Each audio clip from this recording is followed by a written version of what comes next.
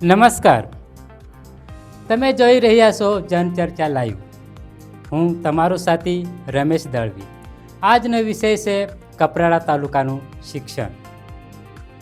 મિત્રો, કોઈ પણ સમાજનો સાચો વિકાસ રસ્તા, મકાન કે પછી દુકાન નહીં, પરંતુ શિક્ષણથી થાય છે. આજે કપરાડા તાલુકાને સૌથી વધુ જરૂર છે તો ગુણવત્તાયુક્ત શિક્ષણની.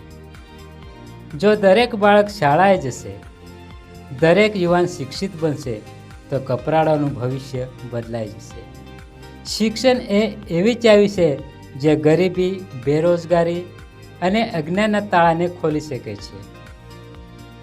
આપના ગામમાં શાળા છોડતા બાળકોને પાછા શિક્ષણ તરફ લાવવા પડશે.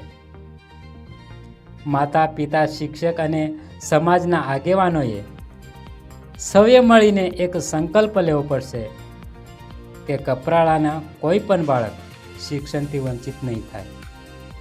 યાદ રાખો, આજે બાળકના હાથમાં પુસ્તક આપશો તો કાલે તેને બેરોજગાર માટે હાથ ફેલાવવાની જરૂર નહીં પડે. જનચર્ચા લાઈવનો એક વિચાર: શિક્ષણમાં કરેલું રોકાણ ક્યારેય વ્યર્થ જતું નથી, કારણ કે તે આખી પેઢીનું ભવિષ્ય બદલી શકે છે. જય હિન્દ.